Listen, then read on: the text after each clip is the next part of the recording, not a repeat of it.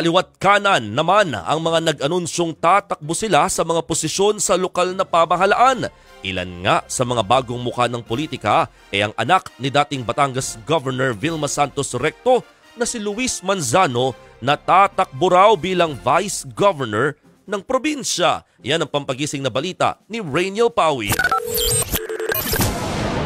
Bukas pa magsisimula ang filing ng Certificate of Candidacy para sa 2025 midterm elections. Pero ilang politiko at personalidad na ang nagsabi at nagpahiwatig na tatakbo sila ngayong halalan. Sa Davao City, nakilalang baluarte ng mga Duterte, nililigawang tumakbo sa pagka-mayor ang Christ the Healer founder na si Bishop Rod Cubos. Nitong Sabado, nag-prayer rally ang kanyang mga taga-suporta para himukin si Cubos na tumakbo. Kung kakasang obispo, matunog na makakalaban niya ang mga Duterte at Nograles. Wala pa namang inaanunsyo ang mga Duterte at Nograles kung sinong miyembro nila ang tatakbo sa pagka-mayor.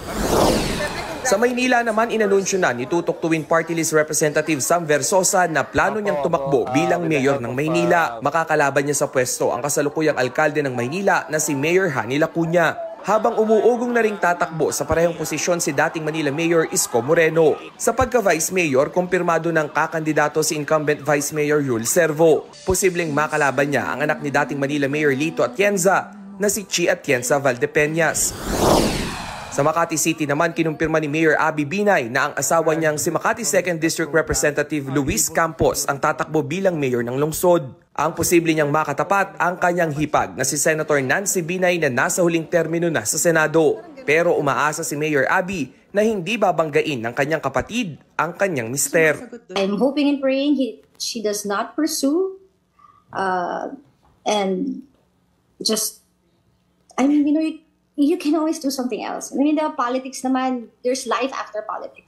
And it will be unfortunate, but I can't convince her. Additional family drama, alam mo yon. Si Mayor Abby naman, bilang sa ilalim ng alyansa para sa bagong Pilipinas ng Administrasyong Marcos.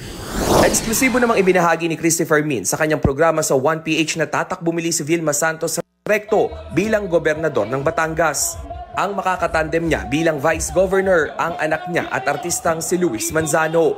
Ang isa pang anak ni Vilma na si Ryan Christian Recto ang tatakbo bilang kongresista ng 6th District ng Batangas. Nagbabalita mula sa Frontline, Rainiel Pawid, News 5.